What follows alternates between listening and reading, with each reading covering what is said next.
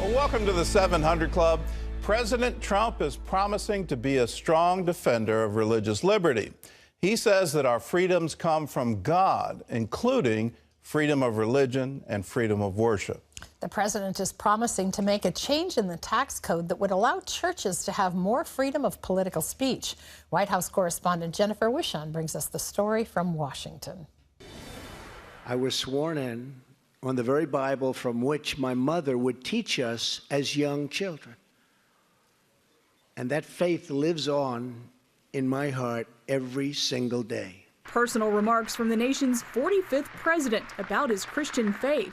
What I hear most often as I travel the country are 5 words that never, ever fail to touch my heart. That's, I am praying for you.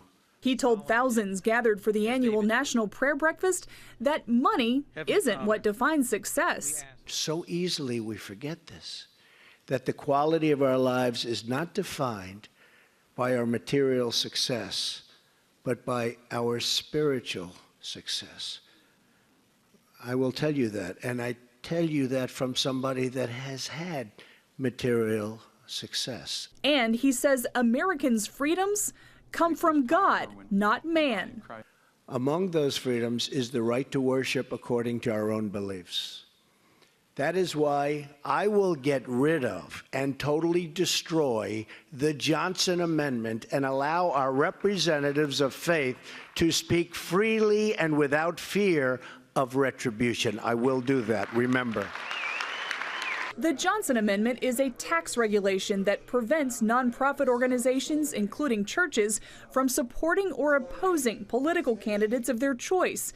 Many see it as limiting their free speech. President Trump renewed his promise to protect religious liberty both in America and abroad, a freedom he says is under threat now more than ever. My administration will do everything in its power to defend and protect religious liberty in our land. Some Americans see religious liberty as code for discrimination. Can you kind of give us a sense of how the president views this tension? We have freedom of religion in this country, and I think people should be able to practice their religion, express areas of their faith without reprisal. And I think that pendulum sometimes swings the other way in the name of political correctness.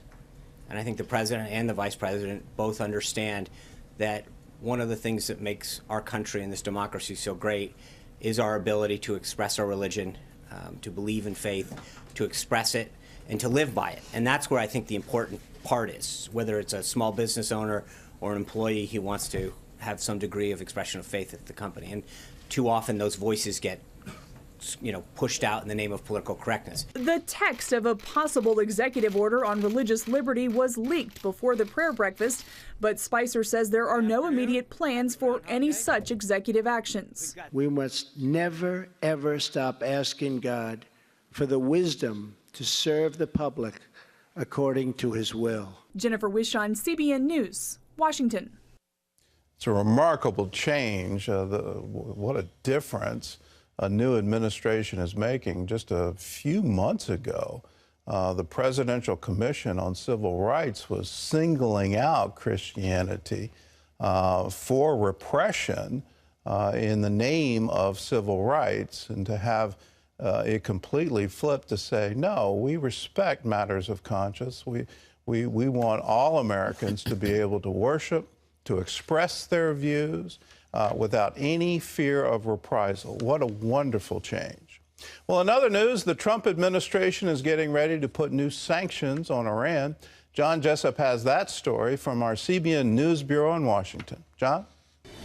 Thanks, Gordon. Those sanctions would be the first form of punishment since the Trump White House put Iran on notice after it test-fired a ballistic missile Sunday. Mark Martin has the story.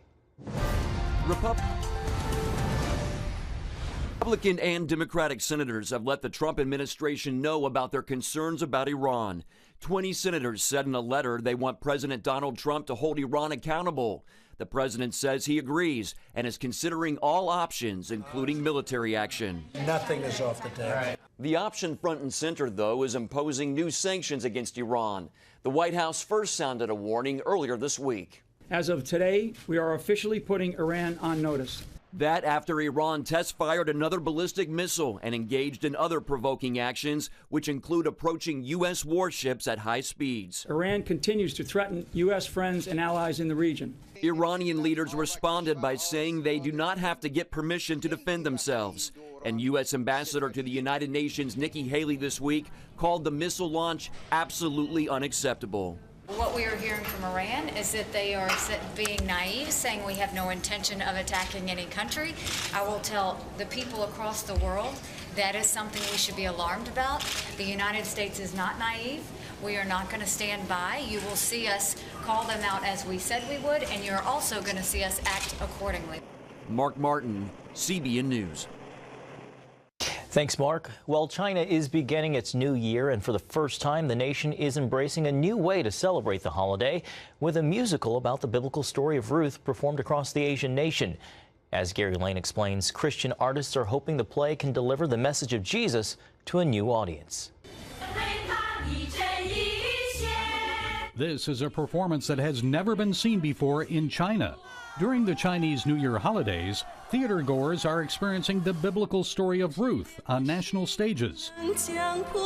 Many have never heard of the story, which is centered on the true love relationship between Ruth and her mother-in-law, Naomi. The show producers are hoping the play may improve family relationships. The only question I thought about the whole time was, how should we present this Christian story?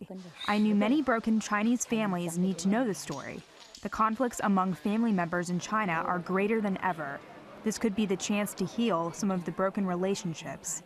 I pray the Spirit could make miracles. The sets and lighting design allow viewers to feel as if they were taken back to the biblical period. We invited historians from Israel to design the stage scenes along with the music with us. Hopefully, our audience is going to enjoy the time travel experience. Cast members are professional actors and actresses, a milestone in Chinese Christian theater history. Christian cast members told them about how Jesus changed their lives, and at least one actress accepted Christ. When I rehearsed the lines, I didn't quite understand Ruth's lesson about God until I became a Christian. For many Chinese Christians, being part of this play is also a way to rekindle a relationship with Jesus Christ. For so long, I haven't had time to read the Bible on my own. I used to make excuses to the Lord. While I was practicing the lines, I had the opportunity to read the Bible. I felt the Lord is inviting me to be united with Him again. This play challenged my walk with the Lord. Not only are the Christian artists in this musical hoping for a positive nationwide response, they're also praying the Chinese audience will develop an interest in knowing other biblical truths. Gary Lane, CBN News. Thanks, Gary. Gordon, this is exciting to see. It is, and that's a story you're not going to see on other news outlets, but we want to bring it to you to show you the good news is going around the world.